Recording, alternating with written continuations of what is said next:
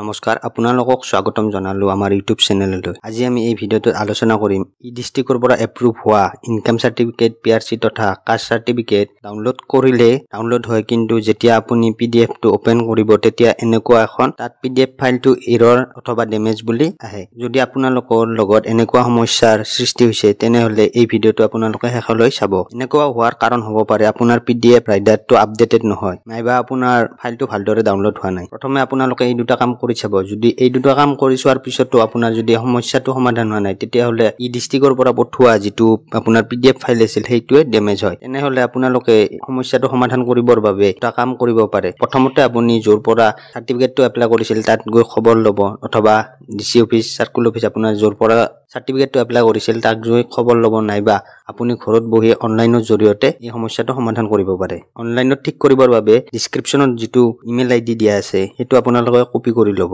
আৰু আপোনাৰ ইমেইলত যাব আৰু ইমেইলত যে এটা ইমেইল সেন্ড কৰিব লাগিব। ইমেইলটো সেন্ড কৰাৰ বাবে আপুনি প্ৰথমে ইয়াত কম্পোজ যিটো দিয়া আছে ইয়াত ক্লিক কৰিব আৰু তাত ইমেইল আইডিটো টু অপচন আছে, তাতে আপোনাৰ যিটো কপি কৰা ইমেইল আইডি আছিল সেইটো আপুনি এন্টাৰ কৰিব। সাবজেক্টৰ ঠাইত আপুনি ডেমেজ ফাইল বুলি লিখিব আৰু আপোনালোকে দেখা ধৰণে এনেদৰে সেম টু সেম আপোনালোকে টাইপ কৰিব লাগিব আৰু কৰি আপোনাৰ যিটো ইমেইল আইডি নিজৰ সেই ইমেইল আইডিটো ইয়াত দিব আৰু এপ্লিকেশন নাম্বাৰ অৰ্থাৎ যিটো আপোনাৰ পিডিএফ ফাইল অথবা সাৰ্টিফিকেটটো ওপেন হোৱা নাই সেই পিডিএফ ফাইলৰ যিটো এপ্লিকেশন নম্বৰ এপ্লাই কৰাতে যিটো এপ্লিকেশন নম্বৰ আহিছিল সেই এপ্লিকেশন নম্বৰটো আপুনি ইয়াত বহাই দিব আৰু ইমেইলটো সেন্ড কৰি দিব। আৰু তাৰ এদিন বা দুদিন পিছত আপোনালোকৰ ইমেইলত আহিব। যদি ইমেইলত নাহে তেতিয়াহলে আপোনালোকে আৰু ৰিচেক কৰি চাব। ৰিচেক কৰি চালে আপোনালোকে দেখা পাব যে এনেদৰে আপোনাৰ এপ্লিকেশন যিটো ডেমেজ ফাইল এপ্লিকেশন আছিল সেইটো পুনৰ ডাউনলোড হৈছে। এনেদৰে আপুনি আপোনাৰ সমস্যাটো সমাধান কৰিব পাৰিব। ভিডিঅ'টো চাই যদি ভাল পালে লাইক শ্বেয়াৰ কৰিব আৰু কিবা ক'ব থকা বা সুধিব থকা লাগিলে কমেন্ট কৰি জনাব।